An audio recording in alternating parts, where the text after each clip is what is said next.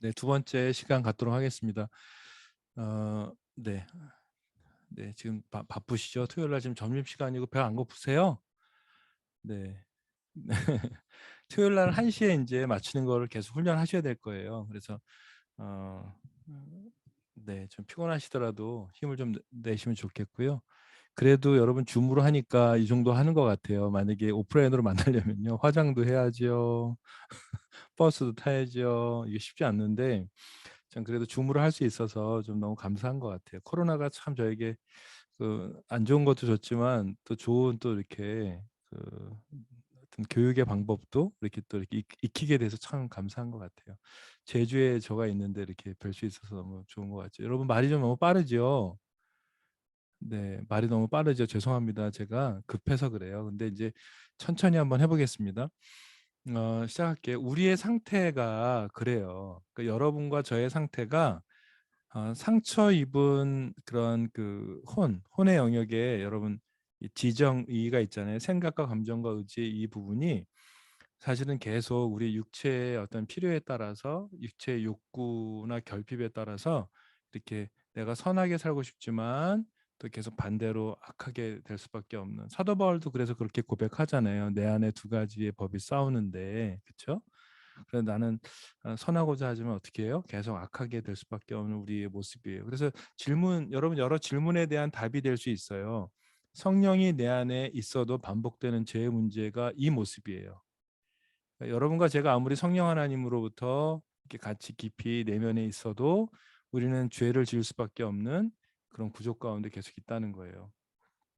그렇기 때문에 성령 충만해야 된다는 단어가 나온 거예요.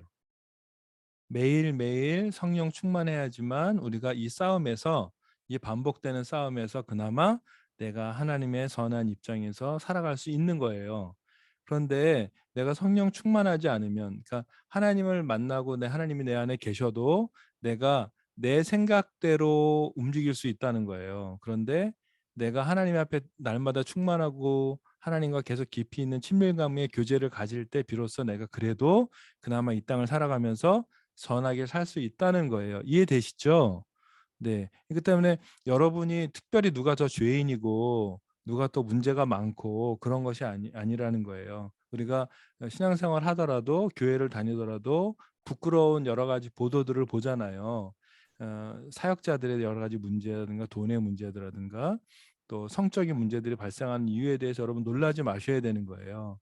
그러니까 저희가 훈련을 하다 보면 목회자, 사역자들이라든가 이런 분들과 이렇게 상담을 자주 하게 돼요. 제가 제주에서도 있으면서 이제 목사님들 부부들 자주 만나게 되고 교제하게 되고 또 이렇게 가정들을 만나게 되면 왜 이렇게 상상하지 못하는 성적인 문제나 돈의 문제들이 이렇게 발생하는가 보게 되면 이 모습이에요. 목회자라고 해서 선교사라고 해서 사역자라고 해서 다르지 않습니다. 똑같이 우리가 날마다 성령 충만하지 않으면, 내가 말씀 가운데 있지 않으면 어렵다는 거예요. 여러분 너무 감사해요. 지금 이제 아예 주무시기로 작정하신 세 분을 제가 발견을 했어요. 자세도 아까보다 훨씬 더 이렇게 그러신데 힘내세요. 토요일 날 주무하기 쉽지 않습니다. 네, 제가 재미없어서 그런 걸 거예요, 그렇죠? 그래서 조금 더 제가 여러분 집중하도록 도와드릴게요. 다음 페이지 보면요, 성령과 그리스도인이에요. 그래서 아까 제가 설명드리려고 했었던 것, 우리는 예수님처럼 성장해야 되는 그러한 사람들이에요. 그리스도인들은 회복으로만 멈춰서는 안 되고 성장으로 계속 가야 돼요. 그래서 아까 이 앞장에서 말씀드렸던 것처럼 내가 계속해서 성령 하나님과 친밀한 교제를 할 수 있는 건 몇 가지 없어요. 날마다 묵상하는 방법 위에는 없다는 거예요. 살아있는 말씀이 내 안에 계속해서 나를 이끄시도록 그 시간을 의지적으로 들이시는 방법밖에 없어요. 네, 말씀드렸잖아요. 20년 넘게 선교사 여기 이제 대학에서 훈련을 해도, 숙박을 하면서 훈련을 해도 여기서 훈련 딱 멈추고 다시 돌아가면 똑같이 반복되는 문제들이 벌어져요. 그래서 결국은 이렇게 점검을 해보면 사실은 내가 하나님의 말씀과 좀 멀어져 있다라는 것들을 보게 되는 거죠. 때문에 여러분 이상하게 볼 것도 아니고요. 우리가 그렇게 돼버렸어요.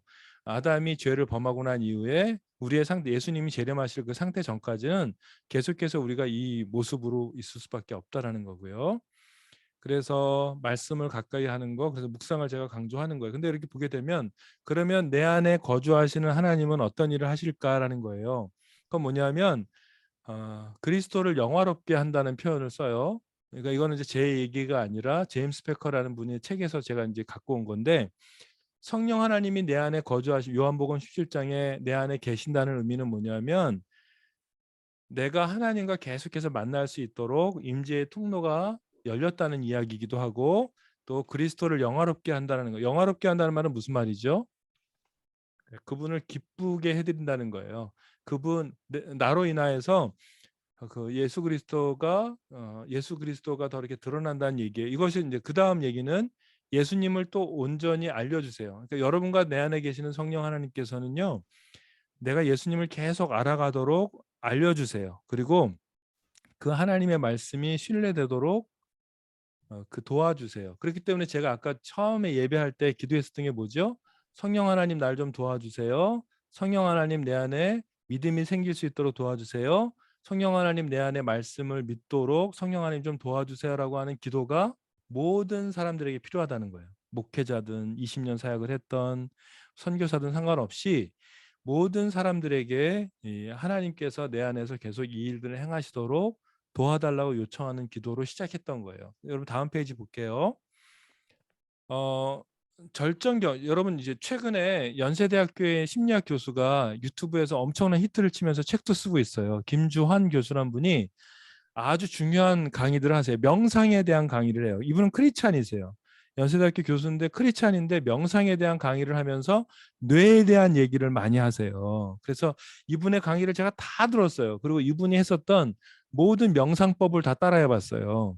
그리고 이분이 이야기하고 있는 내용들의 핵심이 무엇인가 봤더니 절정 경험이라는 거예요. 뭐냐면 그 매시멜로라고 여러분 심리학을 공부하신 분들은 아실 텐데, 그러니까 인간의 욕구를 5가지로 정의하고 최근에 이제 매시멜로우가 2가지 욕구를 더 추가를 했어요. 그러니까 욕구 이론이라는 거예요. 그래서 몇 가지의 기본적인 욕구 이론을 하는데 존재의 심리학이라는 책을 매시멜로우라는 분이 쓰셨어요. 근데 이 책을 사보시라는 얘기가 아니에요. 이 책에서 가장 큰 핵심이 뭐냐면 모든 정상적인 건강하게 성공한 사람들의 공통점이 하나 있더라라고 얘기하면서 이분이 얘기하고는 단어가 절정을 경험했다는 거예요. 그러니까 뭐 이렇게 어렵게 설명할까? 크리스찬들에게 있어서는요, 이 단어가 뭐냐면 성령 하나님을 만나는 거예요. 그러니까 임재예요. 근데 이제 대부분 하나님을 만나지 않은 사람들은 하나님을 만남으로써 해결돼야 되는 그런 절정의 경험을 다른 데서 계속 찾는 거예요. 그래서 중독에 빠지는 거고, 술에 빠지는 거고, 명예욕에 빠지는 거고, 돈에 빠지는 거고, 이렇게 되는 거예요. 그러니까 내 안에 하나님으로 충만한 절정의 경험을, 임재의 경험을 한 사람들은 사실은 이 교수가 그렇게 얘기하고 평생 박사학위를 해가지고 했었던 내용들을 그냥 한 번에 얘기할 수 있는 거예요. 여기서 얘기하는 건 뭐냐면요, 절정의 경험은 인생의 과정에서 경험하게 되는 기쁘고 흥분되는 감격적인 순간을 의미하는 것으로 황홀하고 감동스럽고 경외스러운 감정을 경험하는 짧고 강렬한 느낌을 말한다, 이렇게 얘기를 해요. 그래서 편도체 안정화, 뭐 전두엽의 그 이렇게 활성화, 뭐 이런 얘기를 하면서 어떻게 하면 내 안에는 그런 뇌에 대한 이야기를 하면서 결국은 이것을 회복하기 위해서 절정 경험을 해야 된다고 이 얘기를 해요. 그러면서 제가 이제 강의안을 여러분께 드렸어요. 그래서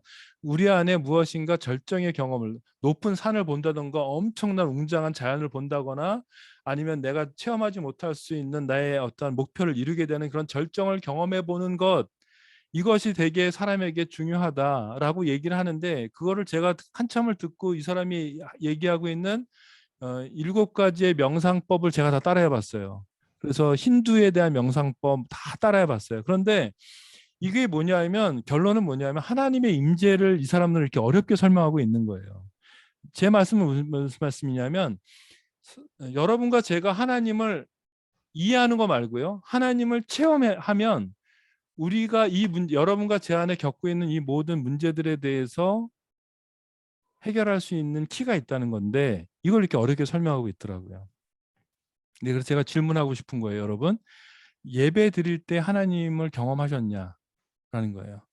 여러분이 묵상하실 때 하나님을 만나봤냐는 거. 그래서 제가 이제 성경 말씀을 좀 여러분께 말씀드리고 싶어요. 이게 파리의 연인에서 여러분 이 장면 혹시 기억나세요? 나이 드신 분들은 아실 텐데 파리의 연인에서 이 너무 잘생긴 이 형제가 자매를 향해서 무슨 얘기하냐면 이렇게 얘기하는 거예요. 제가 가림자매도 있어서 제가 일본어도 한번 써봤어요. 뭐냐면 내 안에 너 있다 이거예요. 내 안에 너 있다. 이 얘기를 딱 들었을 때 엄청나게 이 말을 들었던 사람이 너무 감동을 했었던 거예요. 근데 여러분 요한복음 17장 여러분 읽으시고 감동이 좀 있으셨어요? 예수님이 여러분과 제 안에 계시대요. 근데 이걸 한번 생각해 보셔야 돼요. 왜 내 안에 그 말씀이 믿어지지 않는가? 그것이 내가 실제로 경험하지 않았기 때문에 그래요. 예수님이 그리스도가 내 안에 계시다는 것에 대한 실제적인 경험들을 우리가 필요하다. 그러니까 내 안에 너 있다라고 했을 때 가슴 두근거림이 왜 없냐는 거예요. 여러분 데이트 결혼해 보셨잖아요. 데이트 하실 때 100m에 제 아내가 있었었는데 100m에 제 아내가 이렇게 딱 스치기만 지나가도 제 가슴이 막 떨렸던 그 설레임이 물론 지금은 다른 차원으로 있잖아요. 그렇죠? 김영석 교수가 얘기했던 것처럼 인간 애로 발전하잖아요. 저희가 어떤 것은 여러분 잘 보세요. 내 안에 너 있다라고 말씀하시는 이 말씀이 요한복음 11장 말씀인데 성경에서는 아주 구체적으로 말씀하세요. 요한복음 1장 1절에 태초에 뭐예요? 말씀이 계셨대요. 이 말씀이 하나님과 함께 계셨고 이 말씀은 건 뭐라고요? 하나님이세요. 여러분 이거를 어렵게 생각하지 마세요. 성부 하나님, 성자 하나님, 성령 하나님이 같은 분이세요. 성경에서 이것을 따로 구분할 수는 없어요. 근데 이게 요한복음에서 얘기하는 거예요. 그래서 여러분 보시면 말씀이 계시대요. 예수 그리스도가 말씀이시고 그 말씀이 하나님과 있었고 이 말씀이 곧 하나님이시래요. 그러니까 성자 하나님이라는 거예요. 성자 예수님, 성자 하나님이신데 그 예수님 우리 안에 계세요. 12절에 영접하는 자, 곧 그 이름을 믿는 자들에게는 뭐예요? 하나님의 자녀가 되는 권세를 주셨대요. 14절 말씀이 육신이 되어 우리 가운데 어떻게 해요? 거하심에요. 우리가 그의 영광을 보니 아버지의 독생자의 영광이며 은혜와 진리가 충만하더라. 여러분 내 안에 너 있다. 예수님이 여러분과 제 안에 오셔서 말씀하시는 거예요. 예수님이 지금 오셔가지고 기억자매님께 말씀하는 거예요. 예수님이 지금 앞에 계신데 기억자매한테 내 안에 나 있다. 너 안에 나 있다. 이렇게 얘기하는 거예요. 그때 얼마나 설레겠어요. 그렇죠?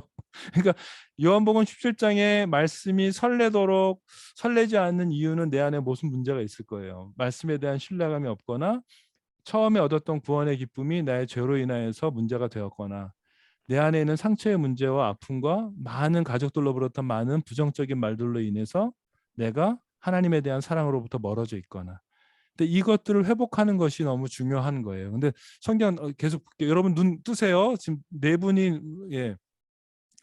네, 큰일 났다. 그렇죠? 네 분이 지금 눈을 감았는데 이름 안 부를 건데 학생이에요, 학생. 네, 코치님들은 괜찮아요. 이거를 계속 들었던 강의니까 여러분 좀 이렇게 팔을 펴게요. 네, 어깨도 돌리시고 네. 네, 제가 좀 믿었던 분인데 갑자기 그분이 쓰러지셨어요. 갑자기 눈을 고개를 떨구셔서 제가 좀 상처를 받았는데 보세요. 네, 좋습니다. 여러분, 그러니까 여러분과 제가 이번 시간들을 통해서 그 마음을 만질 거예요. 그러니까 이제 백광윤 간사님, 또 백광윤 코치님, 안창현 교수님, 또 여러 이 부분에 대해서 여러분을 도와드리기 위해서 오실 텐데 이제 이분들이 어떤 역할을 하시면 이거 보세요. 이제 여러분 보시면서 우리가 어떤 부분을 보냐면 이 자아 부분을 봐요. 여러분과 요 부분을 우리가 이제 깊이 만질 거예요. 그래서 내 안에 있는 감정은 여러 가지 있잖아요. 감정을 계속 살필 거예요. 그다음에 내 안에 꺾여진 의지들을 왜 내가 이렇게 해서 이렇게밖에 할 수 없었는지, 내가 왜 사람들과 이야기할 때 나는 얘기 못하고 쭉 들어가고 있는지, 이게 도대체 어릴 때 무슨 일이 있었는지 이런 것들을 볼 거예요. 내 안에 왜 이렇게 부정적인 생각과 내용들을 계속 갖고 이렇게 상황을 보지? 이 부분을 계속 볼 거예요.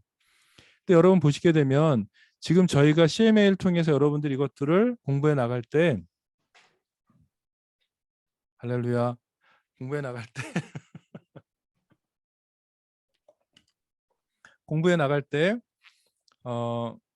사람에 대한 이해를 하셔야 내가 지금 어느 부분에 대해서 조금 이해를 하고 있구나. 내가 지금 어느 부분을 하나님께서 좀 만지고 있구나. 이 생각을 좀 하실 수 있을 것 같아요.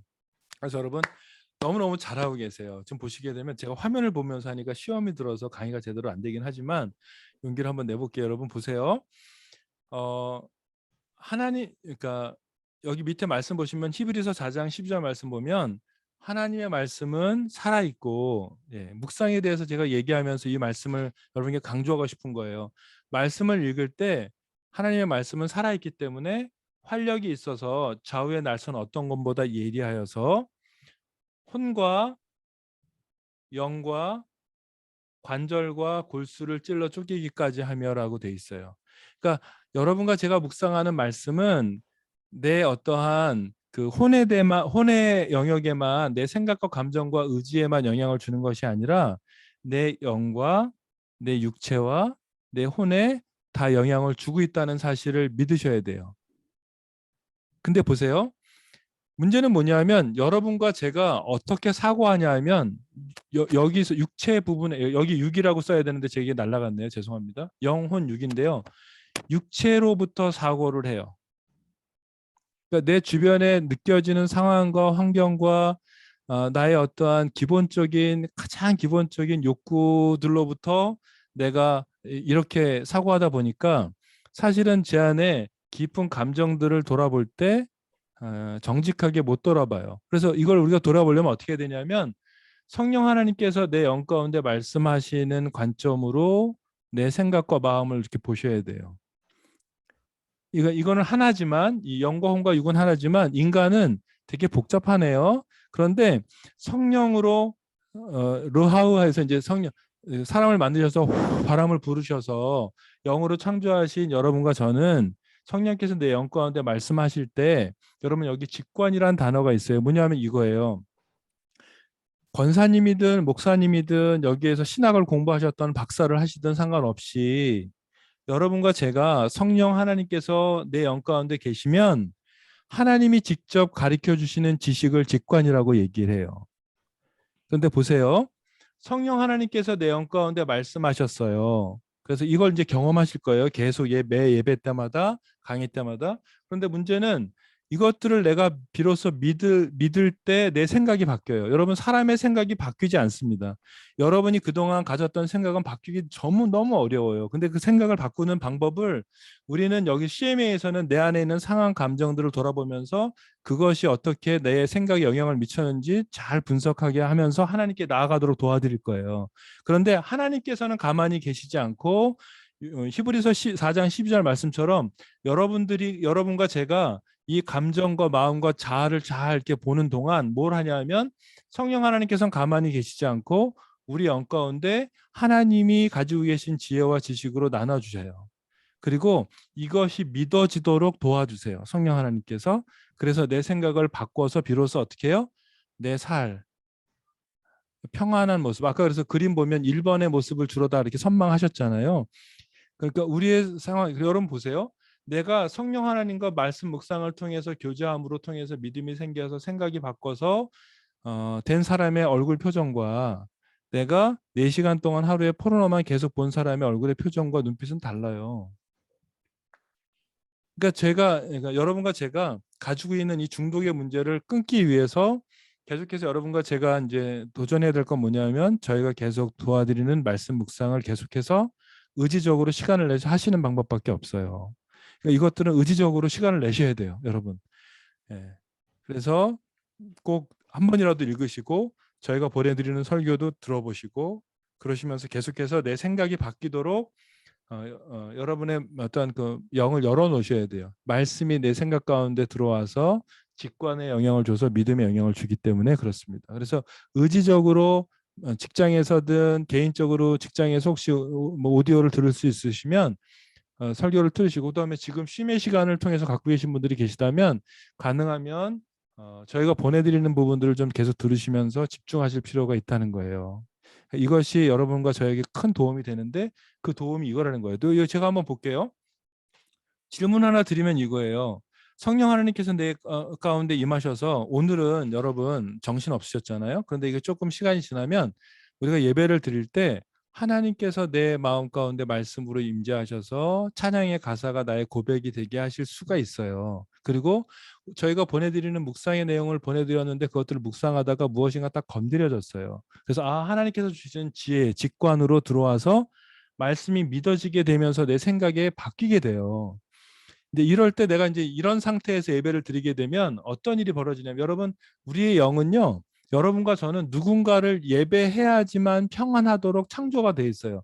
하나님과 교제, 코이노니아, 하나님과 계속 코이노니아하고 예배하는 그런 관계로만 있어야지만 내 영에 안정감이 있어서 내 감정도 편안하게 돼요. 그런데 문제는 뭐냐면 이거예요. 내가 예배하고 경배해야 될 대상이 하나님이 아닌 다른 거에 있을 때 이 안에 어떤 문제가 생기냐면, 내 소망이 다른 데로 가게 되고 나의 고백 자체도 다른 데에 계속 고백하게 돼요. 그 엉뚱한 신을 섬기는 거예요. 그래서 자꾸 질문을 좀 바꿔서 하면, 왜 예배를 드릴 때 내가 눈물을 흘리냐 하면, 여러분과 저는 모르지만, 나는 잘 모르지만 성령께서 내 영 가운데 오셔서 예배의 영, 교제하게 됨으로 인해서 나도 모르게 계속해서 눈물도 흘리게 되고 웃게 되고 감사하게 돼요. 그 이유는 뭐냐면, 하나님께서 내 영 가운데 오셔서 예배 때 만나 주셔서 내가 포기했던 아내에 대해서, 남편에 대해서, 자녀에 대해서 소망을 주시기 때문에 내 감정 안에 치유하시기 시작하세요.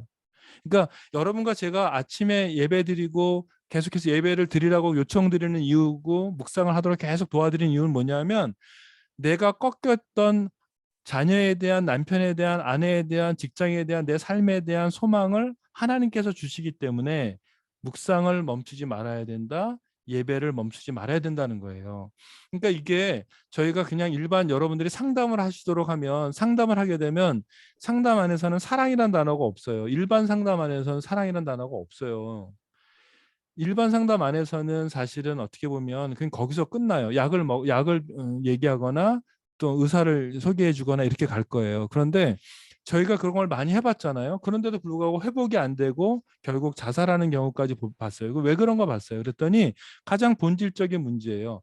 여러분과 저는 누군가 예배해야 돼요. 교제해야 돼요.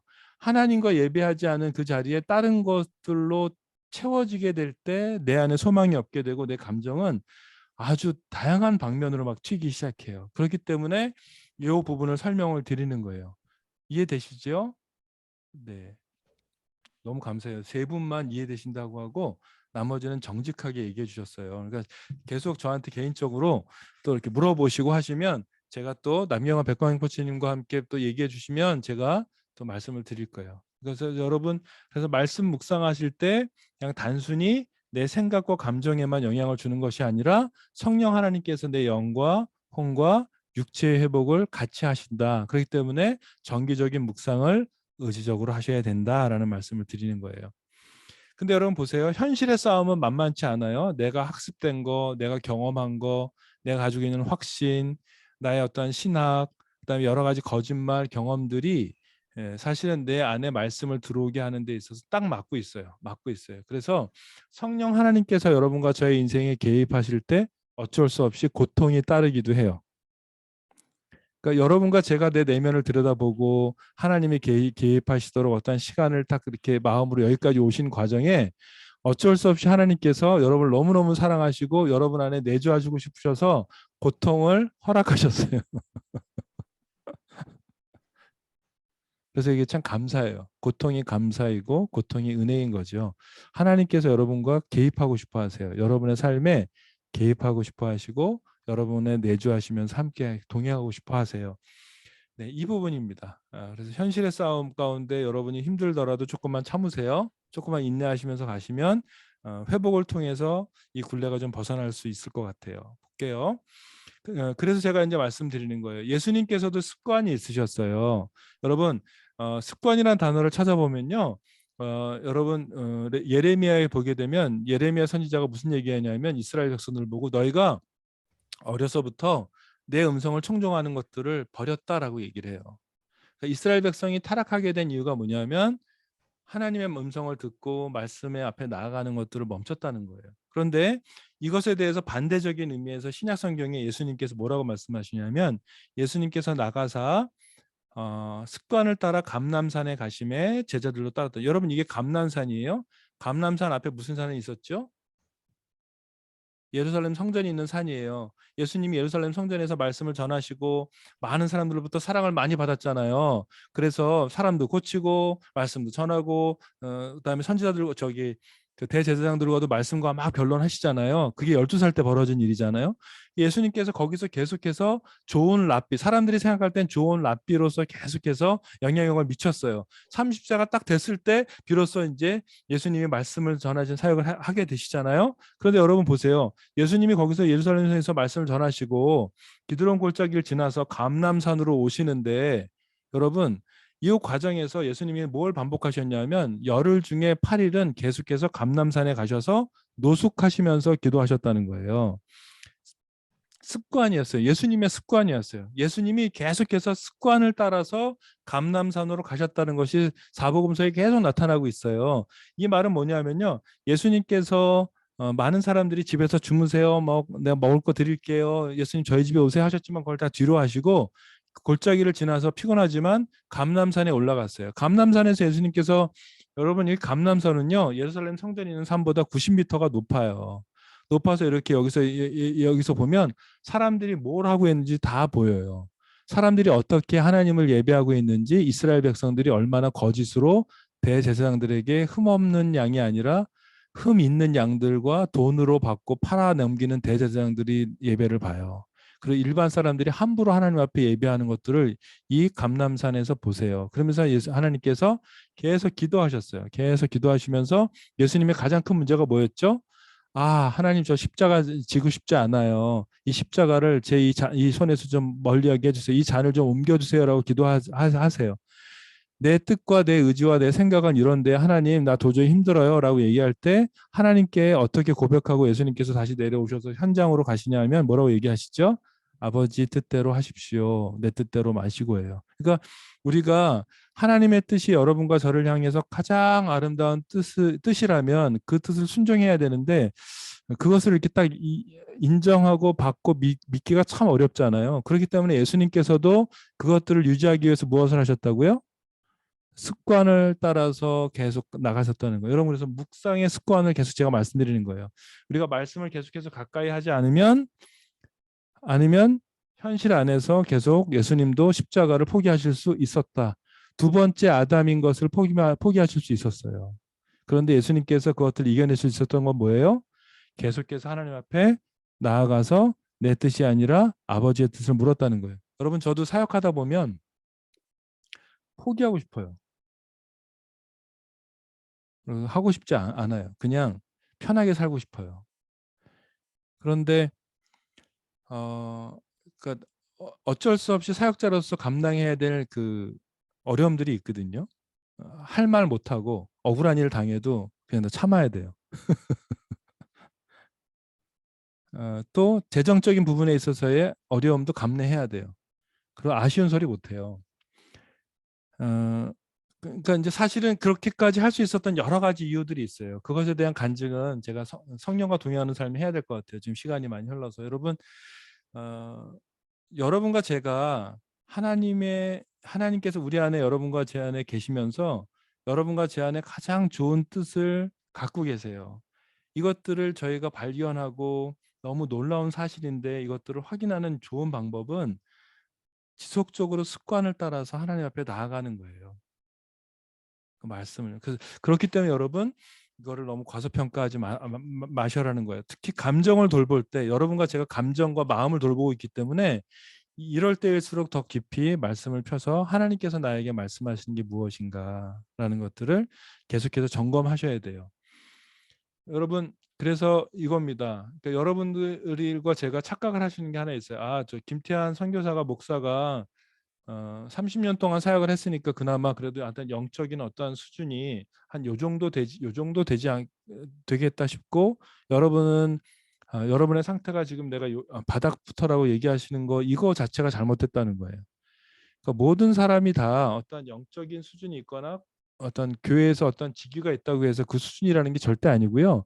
모두가 다 매일 아침마다 약속의 말씀을 붙잡고 매일 이렇게 높이뛰기를 하는 거예요. 영적인 수준이 누가 높고 낮고 없다는 거예요. 이 착각을 좀 버리시라는 거예요. 누구나 다 실수할 수 있고 넘어질 수밖에 없어요. 말씀을 가까이에서 말씀대로 살아가기 위해서 내가 하나님 앞에 나의 의지와 모든 것들을 이렇게 내놓지 않은 이상 우리는 계속해서 매일 말씀 앞에 높이 뛰게 하는 거예요. 하나님, 내가 한번 오늘은 조금 더 뛰어보겠습니다. 믿음으로 내가 좀 더 살아볼게요. 하나님, 이렇게 고백하면서 높이 뛰게 하는 것, 이것이 우리 모두가 동일하다는 거예요. 특별히 어떤 수준이 있다는 거 절대 아닙니다. 그래서 제가 제일 싫어하는 말이 평신도란 말을 제일 싫어해요. 그래서 제자 훈련할 때 평신도랑 사역자를 구분하는 걸 제일 싫어해요. 그렇지 않습니다. 여러분, 평신도가 따로 있지 않아요. 그러니까 여러분이 하나님 앞에서의 되게 중요한 사역자들이라는 그런 생각을 가지셔야지만 이 타락한 세상에서 우리가 하나님 나라를 이뤄갈 수 있는 거기 때문에 그래요. 게요. 지루하시죠? 네, 감사합니다. 그래서 내 양은 내 음성을 들으며 나는 그들을 알며 그들은 나를 따른다. 예수님 말씀하세요. 근데 여기서 이제 중요한 게 또 있어요. 자꾸 내 양은 내 음성을 들으며 그들은 나를 따른다. 따라야 된다. 여러분, 여기에 자꾸 말씀 포커스 맞추지 마시고요. 제일 중요한 게 뭐예요? 주님이 우리를 아신대요. 예수님이 우리를 아신대요. 담배 피기 끊기로 결정했다가 또 담배 피는 우리를 아시고 술 뭐 다 아신다는 거예요. 내가 동영상 늘 음란한 거 보는데 끊었다가 또 다시 또 반복되는 우리를 다 아신다는 거예요. 여기에 우리가 초점이 좀 맞춰줘야 돼요. 예수님이 여러분과 저를 너무 잘 아세요. 우리 그 아는 상태로 우리를 인도하시고 내 안에 계신다는 거예요. 떠나지 않으시고. 그러니까 이게 이 약속의 말씀이 계속 믿어지도록 말씀을 가까이 하시는 걸 계속 말씀드리고 있어요. 그래서 여러분, 하나님께서 여러분과 저에게 말씀하실 때 여러분과 저의 현실은 이렇다는 거예요. 예수님께서, 하나님께서, 성령님께서, 내주하시는 하나님께서 우리에게 말씀하셔도 여러분과 저에게 대해서 말씀하실 때 늘 방해되는 요소가, 첫째는 뭐냐면 돈이에요. 돈. 오직하면 예수님께서도 만몬에 대해서 얘기하시잖아요. 만몬. 너가 두 가지를 섬길 수 없다. 결국은 돈이다. 너는 돈을 섬기거나 나를 섬겨야 된다. 근데 사실 어떻게 보면 여러분과 제가 정직하게 고백할 때 하나님을 믿는다고 하면서 돈 때문에 하나님을 믿는 경우가 많거든요. 사역자들도 그래요. 선교사들도 보게 되면 사실은 하나님을 위해서, 하나님 나라를 위해서 사역하기보다는 어떻게 해요? 네, 후원, 지속적인 후원을 위해서 내가 일하는 경우들 참 많아요. 그래서 단체 안에서나 사역 안에서 말 못하는 경우가 참 많아요. 왜요? 내가 여기서 벗어나면 난 당장 먹을 게 없기 때문에. 이 두려움이 엄청 커서 하나님께서 말씀하셔도 듣지 않아요. 그러니까 사역자들도 그런데 여러분 삶에서 다 그렇잖아요. 우리가 얼마나 돈 벌기 어려워요. 힘들고 처절하잖아요. 하나님께서 말씀하실 때, 그래서 저는 저 개인적으로요 계속 불만이 하나 있어요. 저희 카페를 시험적으로 한번 저희가 사역 안에서 운영해 봤어요. 근데 저희는 주일날 쉬었거든요. 근데 옆에 권사님과 장로님 따님이 옆에서 이거 카페를 운영하시는데 주일날 계속 하는 거예요. 근데 참 놀라운 건 뭐냐면 제가 돈을 포기하고 하나님을 섬긴다고 제가 이렇게 말은 하지만 그 옆에 있는 카페가 주일날 막 섬기면서 잘 되는 거 볼 때 제 안에 엄청나게 부러운 거죠. 야, 참 대단하다. 이런 생각이 드는 거예요. 자, 여러분 제가 여러분과 제 안에 이런 아주 낭망함이 있어요. 그러니까 돈 때문에 내가 하나님께서 말씀하시는 묵상이나 말씀을 내 안에 이렇게 가까이 하지 못하게 되고 밀어내는 경우가 있습니다. 두 번째는 상처예요. 이 부분은 저희가 이제 계속 다룰 거예요. 계속해서 다음 주 강의서부터 왜 내 안에 어렸을 때 이런 상처로 인해서 내 안에 이렇게 굳어진 마음이 있는지, 그래서 하나님은 사랑한다고 얘기하시는데 내 안에는 상처의 소리들이 있잖아요. 넌 버림받은 딸이야. 너 아빠가 너한테 했듯이 너는 하나님도 너한테 그렇게 하실 거야. 넌 그렇게 버림받은 딸이야라고 얘기를 하거나, 그러니까 우리 안에 있는 상처로 인하여서 하나님의 음성이 왜곡되게 들린다는 거예요. 그렇기 때문에 저희 CMA가 너무 중요한 거예요. 그러니까 하나님은 원래 이런 분이신데, 그러니까 왜곡된 하나님의 음성을 우리가 좀 멀리하고 내 안에 있는 상처를 잘 정직하게 들여다보면서 하나님에 대해서 잘 보자는 거예요. 그렇기 때문에 이제 그걸 도와드릴 거예요. 저희 CMA에서 여러분 안에 있는 상처. 그래서 여러분 이 강의를 내 자녀 때문에 듣는다 생각하지 마세요. 돼요. 사실은요 다 나 때문에 내 문제 때문에 들으시는 거예요. 그러니까 나 때문에 시작된 많은 문제들이 너무나 많아요. 가정 안에, 자녀들과의 관계 안에. 그 때문에 뭘 살펴보셔야 되냐면 내가 도대체 어떠한 상처 때문에, 어떠한 아픔 때문에 내가 이렇게 애쓰고 있는지, 내가 이렇게 수고하고 있는지. 그러니까 제가 아까 말씀드렸던 것처럼 인정받지 못한 태환이가 부모님으로부터 인정받기 위해서 제가 이제 부모님 둘 다 돌아가셨지만 제가 직장 생활할 때 인정받기 위해서 그렇게 애를 써요. 제 몸이 상하면서까지. 그렇게 안 해도 되는데 그렇게 인정 안 받아도 되는데 그렇게 중요하지 않은데 말이죠. 그런 것처럼 내가 도대체 내 안에 어떤 부분이 있는지 그걸 점검하려고 하는 거예요. 상처입니다. 두 번째는 거짓말이에요. 이건 되게 중요합니다. 여러분 여러분과 제가 들었던 말들 중에 특히 아주 깊은 거짓말들을 가지고 사단은요 존재해요. 여러분 사단은 있습니다. 예. 여러분 이건 이제 이 부분을 제가 늘 간과해요. 악한 영은요 어떻게 해서든 저희 가정이 깨지길 원하고 내가 이혼하기를 원하고 어떻게 해서든 내가 하나님께 예배하는 그런 모습으로 나가는 것 자체를 사단은 원하지 않아요. 여러분 질문해 볼까요? 예수님이 십자가에 못 박혀 죽으셨다가 부활할 걸 사단이 알았다면 예수님 죽였을까요? 몰랐어요. 사단은요 예수님을 죽였을 때 예수님이 부활하신다는 건 생각도 못했어요. 근데 사단이 가장 놀랐던 건 뭐예요?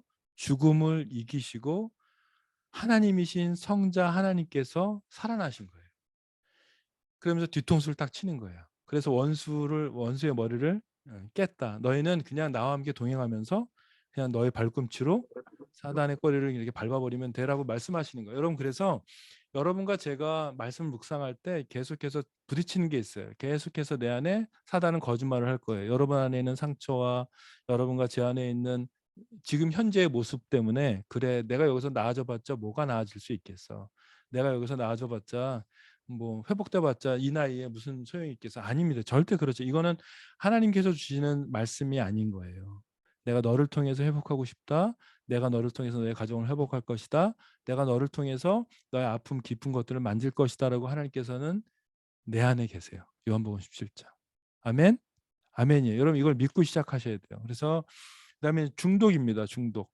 그러니까 제가 물론 여러분께서도 하나님께서 말씀하시는 것 이외에 많은 것들로 어려움을 주고 내 안에 말씀하시는 것들 못 듣게 해요. 근데 저는 이 대표적인 걸 네 가지를 잡았지만 여러분들은 더 있으실 수도 있을 것 같아요. 근데 저는 중독이라는 것도 잡아봤어요. 여러분이 중독은요. 가장 큰 이유는 예배의 대상을 못 찾았기 때문에 그 내 안에 영적인 만족이 하나님과 제가 교제하지 않으면요. 내 안에 영적인 만족이 없기 때문에 그 영적인 허전함을 채우기 위해서 다른 중독에 빠져요. 성적인 중독이나 알코올 중독이나 관계 중독이나 어떤 특정한 것들을 사기 위한 중독에 빠지게 돼요. 그렇기 때문에 여러분들에게 장롱을 열어봤을 때 이게 갑자기 특별히 옷이 많은 사람들 있잖아요. 제가 그렇거든요. 저는요 이렇게 뭔가 저를 위로하고 저를 격려하기 위해서 여전히 저 안에 하나의 이게 중독이 있는데 문제는 뭐냐면 그 옷들 다 좀 좋은 옷들이 아니라 돈을 모아서 좋은 한 옷 입으면 되는데 제가 뭔가 이렇게 제 안에 있는 허전함을 채우기 위해서 10,000원짜리 5,000원짜리 이런 것들 그래서 사드려요. 이게 막 너무너무 많아지는 것들에 대한 제 모습을 보게 돼요. 그러면 또 버리지 못하고 그거 하나하나에 대한 의미를 부여하면서 버리지 못하는 저의 연약한 모습을 봐요. 그러니까 여러분과 제 안에 말씀하지 못하는 중독들이 있어요. 이런 것들을 우리가 좀 정직하게 바라보고 또 하나님 앞에 좀 나아가자는 거예요. 네, 29분입니다. 제가 해야 될 페이지는 그래서 여러분 네, 이건 제가 내용들 다 드렸으니까 한번 천천히 읽어보시면 어떤 내용들인지 아실 거예요. 그래서 요 그림은 우리 강의 때 이제 많이 여러분 보시게 될 강의인데요. 제가 이거는 스킵하겠습니다. 사람은 무엇으로 만족할 수 있는가? 사람은 하나님을 이거 다 같이 한번 읽어볼게요. 거의 이제 마지막 장이니까요. 사람은 하나님을 인격적으로 예배를 해야만 만족할 수 있는 존재로 창조되었다. 여러분 동의하셔야 돼요. 이건 창세기 1장 27절에 여러분과 저는 그렇게 창조되었어요. 그러다 보니까 이 영적인 허전함을 채우기 위해서 내가 다른 것들 그래서 아버지와 엄마의 어렸을 때 사랑이 부족함으로 인해서 내가 다른 이성에 빨리 열리는 거죠. 아버지의 스킨십이 부족한 딸이 이성의 눈이 빨리 열리듯이 엄마의 스킨십이 부족한 아들이 다른 여성의 이성에 빨리 열리듯이 뭔가 내가 내 영적인 하나님으로부터의 교제에 만족함이 없을 때 나도 모르게 다른 것에 계속해서 열려지게 돼요. 그러면서 그것으로 인해서 상처가 되고 아픔이 반복되고 어려움이 있는 거죠. 그렇기 때문에 제가 강조하는 것 여러분들이 계속해서 저희가 요 4개월 동안은 저희가 보내드리는 예배, 찬양, 묵상 이런 것도 좀 들으시면서 시간을 의지적으로 가지시라는 거예요. 단 30분이라도. 그래서 좀 도와드릴 거예요, 계속. 그러면 그 시간을 갖고 여러분 제일 먼저 기억해야 될 건 요한복음 17장. 내 안에 너 있다. 예수님이 우리 안에 계세요. 그래서 뭔가 하시고 계신 것에 대한 믿음을 가지고 말씀을 읽으시라는 거죠. 하나님과 인격적인 교제가 없다면 사람은 배가 불러도 영이 공허할 수밖에 없다. 사람은 떡으로만 살 것이 아니라 뭐죠? 하나님의 입으로 나오는 모든 말씀으로 살 수 있다고 말씀이신 예수님이 직접 말씀하셨어요. 이 부분입니다. 구원받은 사람은 어떻게 죄를 극복할 수 있는가? 계속해서 악한 생각들이 분출되고 반복되고 있는 우리의 생각이 거룩해지려면 하나님의 약속의 말씀이 우리의 생각에 심어져야 된다. 그때 비로소 죄된 생각들이 거룩한 생각으로 변화된다. 모세의 시내 산의 예를 기억하라 이겁니다. 여러분 하나님 앞에서 계속해서 우리가 말씀을 계속해서 보고 듣고 할 때 생각의 변화들이 있고 심겨진다는 거예요. 그럴 때 비로소 내 삶에 적용이 되는 겁니다. 여러분 묵상의 의미와 필요성 아까 처음에 했는데 마지막으로 이 부분 하고 잠깐 저희 쉬었다가 마무리하면서 잠깐 예배도 드리고 또 광고도 하려고 할 거예요. 여러분 볼게요. 묵상의 의미와 필요성인데요. 묵상을 뜻하는 하강이라고 하는 단어가 있습니다. 여러분 이것을 조금 더 쉽게 설명했어요. 유진 피터슨이 쉽게 설명을 했는데 그 책을 보면요. 사자가 먹잇감을 바라보며 낮은 소리로 으르렁거리는 거예요. 여러분 사자가 먹잇감을 바라보고 이렇게 바라보잖아요. 그러듯이 말씀을 그렇게 보라는 거예요. 뭔가 내가 이 말씀을 확 취해서 뭔가 내가 얻어줄 거라는 그런 사자의 자세를 보라는 거예요. 또 비둘기에 대해서 빗댔어요. 비둘기가 먹을 것을 찾기 위해서 구구구구구 정말 귀찮. 여러분 비둘기 키워 보셨어요? 제 아내 집에 화곡동에 있었는 화곡동이라는 그 화곡동에 제 아내가 살았을 때 그렇게 아파트에 비둘기가 많았대요. 그래서 비둘기가 먹을 걸 찾느라고 그렇게 구구구구구구구 되는데 그 소리 때문에 잠을 못 잘 정도로 여러분 계속해서 말씀을 찾으라는 거예요. 그다음에 개가 뼈다귀를 보며 좋아하는 것처럼 말씀을 찾으라고. 이것 좀 다가오시나요? 아주 여러분 개 뼈다귀 보신 적 있어요? 마당에서 키우는 개 한번 저 어렸을 때 키워봤는데 개 뼈다귀가 하얗게 되도록 그걸 먹고 핥고 하듯이 말씀을 계속해서 먹고 핥고 먹고 하라는 거예요. 그래서 여러분 이번에 로마서와 히브리서를 저희가 묵상을 해요. 그래서 로마서는 복음 중에 복음 성경이거든요. 그리고 히브리서는 믿음에 대한 가장 핵심적인 성경 내용인데 이 두 권을 공부하실 때 여러분 이렇게 나아가는 거예요. 여러분 마지막 요거만 읽고 우리가 잠깐 브레이크하도록 하겠습니다. 묵상은 하나님의 말씀을 단순히 바라보고 생각하는 것이 아니다. 묵상은 나에게 말씀하시는 하나님의 말씀을 깊이 생각하신 거예요. 누구에게요? 나에게 말씀하시는 거예요. 더 나아가 묵상은 하나님께서 나에게 하신 말씀을 하루 종일 어떻게 해요? 계속해서 되새김질하는 거예요. 되새김질해서 그 의미는 물론이고 그 속에 담겨진 영적인 양분을 내 것으로 소화하는 과정이다. 이것을 여러분과 제가 못해요. 지혜가 부족하기 때문에 하나님 오늘 이 말씀을 읽습니다. 이 말씀을 나에게 말씀해 주십시오라고 기도하시면 되는 거예요. 아셨죠? 세 분이 주무셔서 제가 박수를 쳤어요. 너무너무 잘하셨고요. CMA의 묵상이 다른 묵상과 다른 점 이런 질문을 하셨어요. 여러분 묵상하시는 거 계속 묵상하시면 돼요. 그런데 한 가지 저희 CMA에서 6단계 이렇게 이제 감정 욕구 일지라는 걸 나중에 쓰게 되시는데 제가 정말 부탁드리고 싶은 건 뭐냐면 지금서부터 묵상하시면서 뭐 하나만 하시면 되냐면 로마서 1장을 읽으셨어요. 그러면 그 로마서 1장을 읽으시고 난 다음에 적용하려고 애쓰지 마세요. 이 4개월 동안은 뭔가 적용하려고 애쓰지 마시고 하나님이 로마서 1장 1절부터 17절까지의 말씀 중에 나에게 말씀하시는 것처럼 글을 한번 써보세요. 하나님이 나에게 말씀하시는 것처럼 써보시는 것만 한번 해보시는 거예요. 다른 거 원하는 게 아니에요. 기존 묵상대로 하시지만 하나만 더 추가하시라는 거예요. 그 본문에서 하나님께서 나에게 말씀하시는 것들을 가지고 한번 써보시는 거예요. 예를 들어서 이렇게 하는 거예요. 사랑하는 아들아, 내가 너와 함께 할 것이다. 내가 너를 도울 것이다. 넌 진리의 복음 말씀 가운데 있어라. 내가 널 도울게. 그러니까 하나님께서 나에게 말씀하시는 것처럼 로마서 그 본문을 읽고 한번 적어보시는 거예요. 그러니까 이럴 때 뭐가 좋으냐면 말씀을 묵상하실 때 내 안에 있는 성령께서 나에게 말씀하시는 내적인 음성으로 변화되는 시점을 경험하시게 될 거예요. 그렇기 때문에 가능하면 말씀을 이제 하나님이 나에게 말씀하시는 것처럼 성경에 있는 단어와 본문과 문장을 가지고 한번 써보시는 거예요. 그것만 좀 해보셔도 여러분에게 좀 도움이 되시지 않을까 싶습니다. 여러분 35분인데요. 45분까지 좀 10분 동안 쉬셨다가 마무리 딱 하고 저희가 마치도록 하겠습니다. 네, 화면 끄겠습니다. 수고하셨습니다.